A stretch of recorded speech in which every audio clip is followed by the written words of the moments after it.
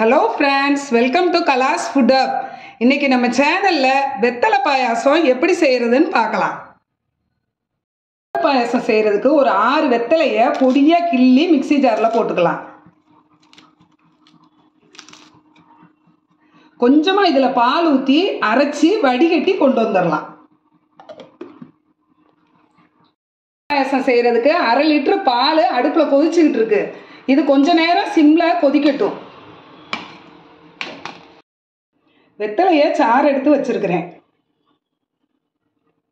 10 பாதாம் பருப்பு, 5 முந்திரி பருப்பு நல்லா ஊற வச்சுட்டு பாதாம் பருப்பில் தோலை எடுத்து வச்சிருக்கிறேன். இதை மிக்சி ஜாரில் போட்டு கொஞ்சமாக பால் ஊற்றி அரைச்சிட்டு வந்துடலாம். பால் கொதி வந்து சிம்மில் வச்சு 1/4 மணி நேரம் ஆகுது. பால் நல்லா வத்திருச்சு. பாதாம் முந்திரி அரைச்ச பேஸ்ட்டை சேர்த்துக்கலாம். சேர்த்துட்டு கிளறி கொடுத்துக்கிட்டே இருக்கணும், அல்லது ஒட்டிடும். பாயாசத்துக்கு ஜீனிக்கு பதில் கல்கண்டு போட்டுக்கலாம். இந்த கல்கண்டு எங்களோட சொந்த தயாரிப்பு. இதை குட்டி உரலில் வச்சு தட்டிட்டு வந்துடலாம். பாதாம் முந்திரி பேஸ்ட் ஊற்றி ஒரு 10 நிமிஷம் ஆகுது. இப்போ உணுக்கின கல்கண்டை போட்டு கலந்துக்கலாம். அடுப்பு சிம்லே தான் இருக்கணும். கல்கண்டு நல்லா கரைஞ்சிருச்சு. ஏலக்காய் தூள் போட்டுக்கலாம்.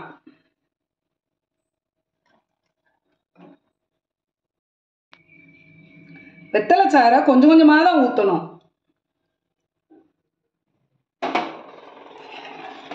டேஸ்ட் பார்த்துட்டு தேவைன்னா ஊற்றிக்கலாம். மீதி வெத்தலை சாறையும் ஊற்றிக்கலாம். அடுப்பை ஆஃப் பண்ணிடலாம். பாதாம் பிசின் இந்த மாதிரி இருக்கும். இந்த அளவு எடுத்து ஓவர் நைட் ஊற வச்சு வச்சிருக்கிறேன். இந்த மாதிரி வந்துடும்.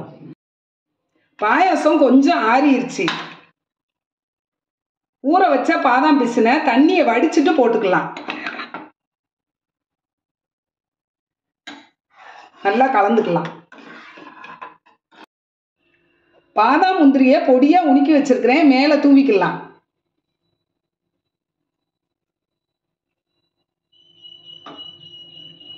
குங்குமப்பூ கொஞ்சம் போட்டுக்கலாம். நீங்களும் இதே மாதிரி உங்க வீட்டில் ட்ரை பண்ணி பாருங்க. உங்களுக்கு இந்த ரெசிபி பிடிச்சிருந்தனா கலாஸ் ஃபுட் அப் சேனலை லைக் பண்ணுங்க, ஷேர் பண்ணுங்க, சப்ஸ்கிரைப் பண்ணுங்க. இதை இப்படியேவும் சாப்பிடலாம், ஃப்ரிட்ஜில் வச்சு ஜில்லுன்னு சாப்பிடலாம். Thank you friends.